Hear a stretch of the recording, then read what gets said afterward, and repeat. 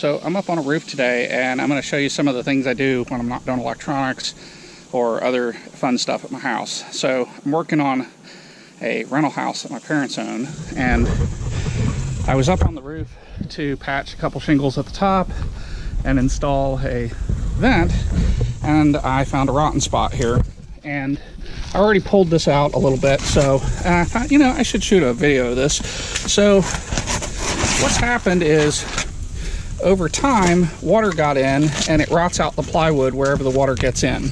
So, you know, I don't see the exact cause of it at the moment. It could have been a flashing defect over there. It could be anything. It doesn't really matter. This roof's probably 15 to 20 years old. I had a roofer come up here and try to tell me, oh, the roof is shot, blah, blah, blah. Bullshit, okay? This is $5 worth of plywood and less than a bundle of shingles to fix. And that's what I wanted to show you guys. Because, you know, there are just some unscrupulous people in the roofing business that will rip you off at the slightest chance. And this just isn't that hard. So,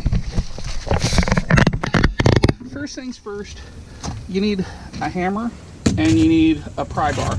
And the pry bar you just use to work under the shingles. And what you want to do is you want to work the immediate area loose, and then you want to work above it a couple layers. So I'm going to go up one more layer. These are not broken yet. And you just pop under here.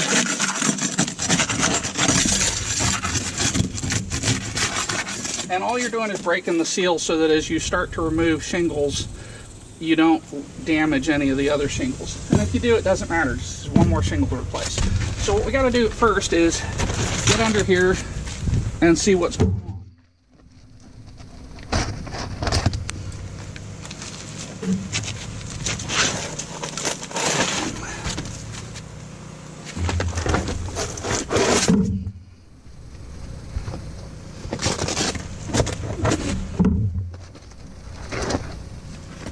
Don't worry so much about tearing shingles up.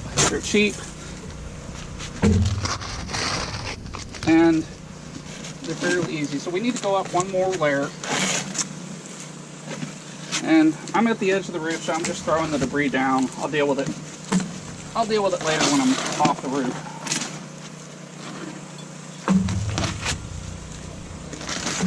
And again, what we got to do is figure out how bad is the wound. Because until we know how bad the wound is, we can't fix it.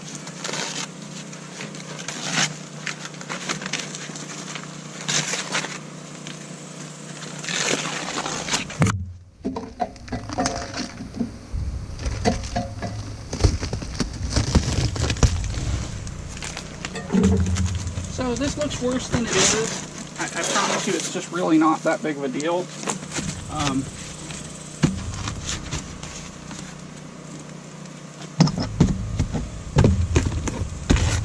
So we're going to come one more set of shingles down. And these aren't broken. So again, I'm just going to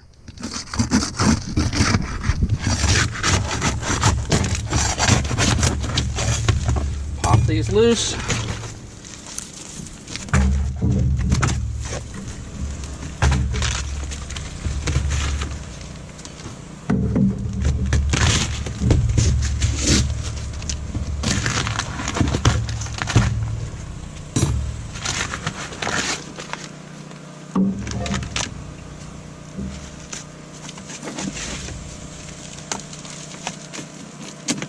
So the good wood's going to be about here, and it looks like we're going to have to come over a little bit more.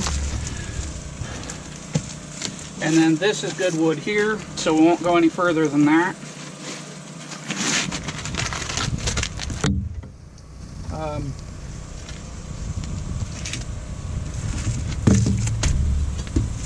But I do want to come up a little bit more.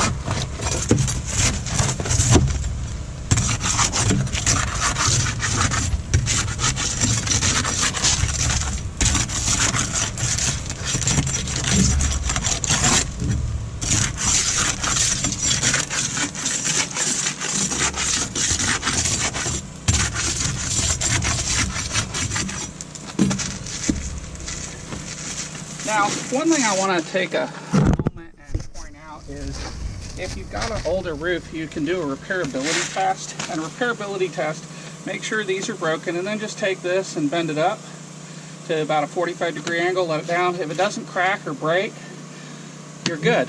Your roof's repairable. That's how we do it in the insurance industry, and that's what a good reputable roofer should do. You know, if you've got a lot of repairs, it may make more sense to replace the roof, but the reality is, you know, you might be in a situation where you just need to squeak a few more years out of it before you put a new roof on it.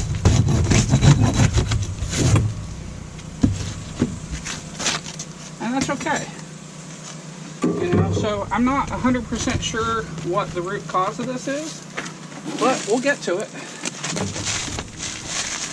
You know, and what I'm looking for is an exposed nail, because that's most likely what caused this problem.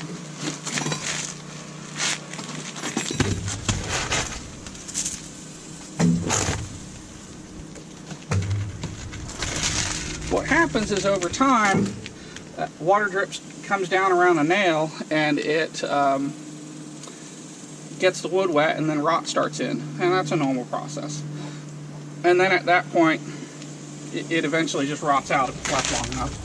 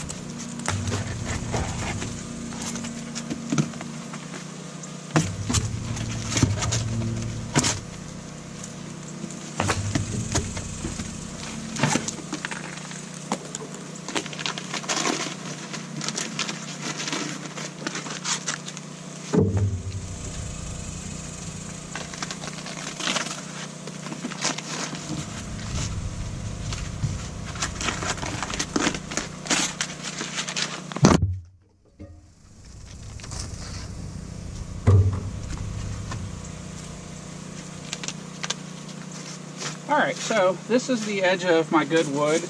I'm going to go ahead and come over to the next joist.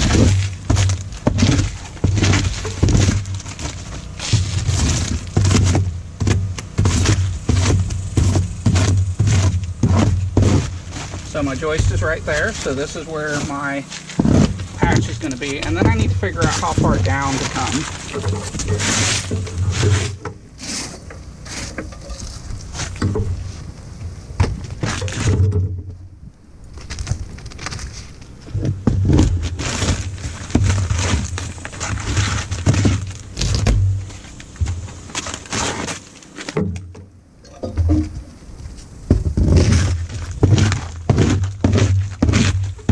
So about right here.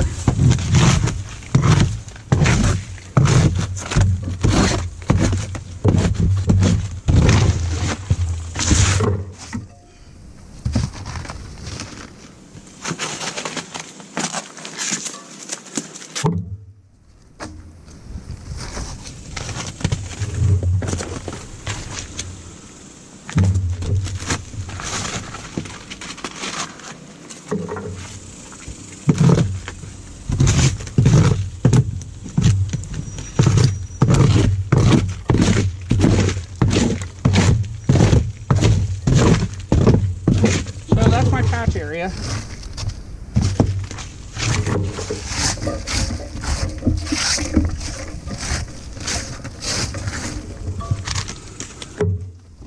Right back.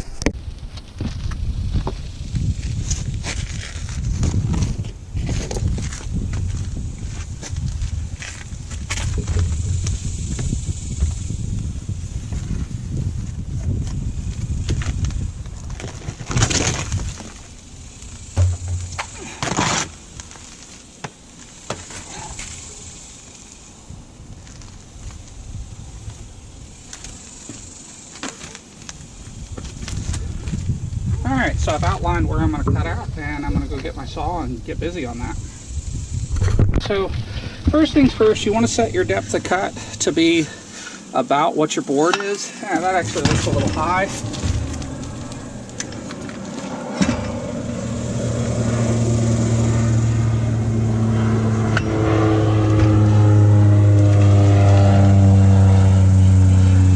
So once that's set, then, and I've set it at about 1/2 inch, what you want to do is cut up the middle. I'm sorry guys, you're going to have trouble seeing this, but you want to cut up the middle of the stud. Don't use a blade you like, because this is rough on blades.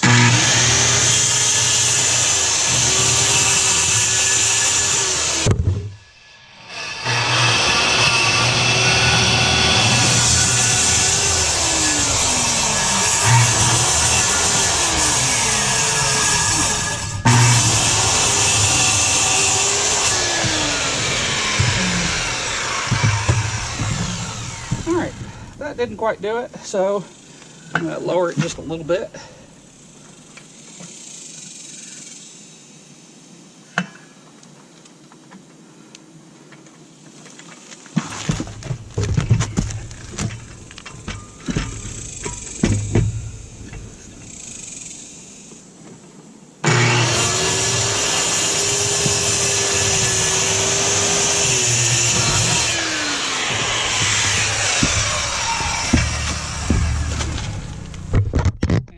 For the sawdust, because it's slick, slick, slick. All right, so let's see where this one's at. Right here, right here.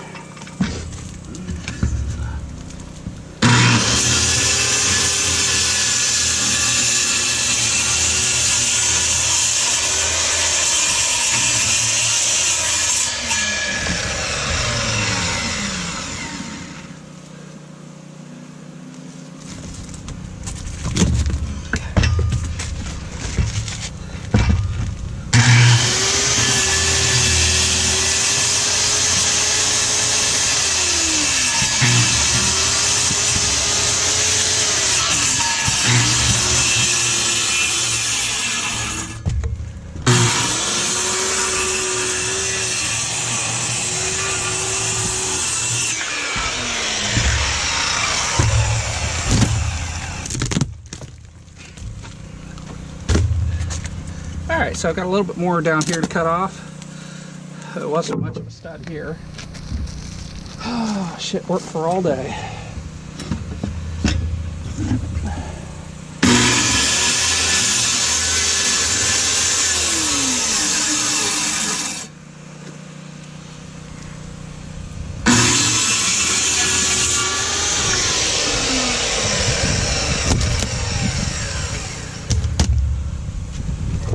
And it's stapled, which is even worse. Gotta be one of the worst ways to attach sheathing.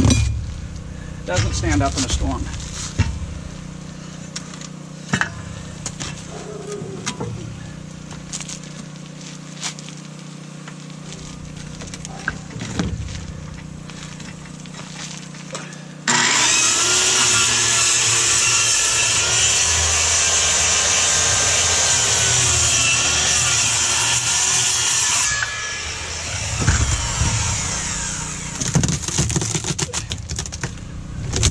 More.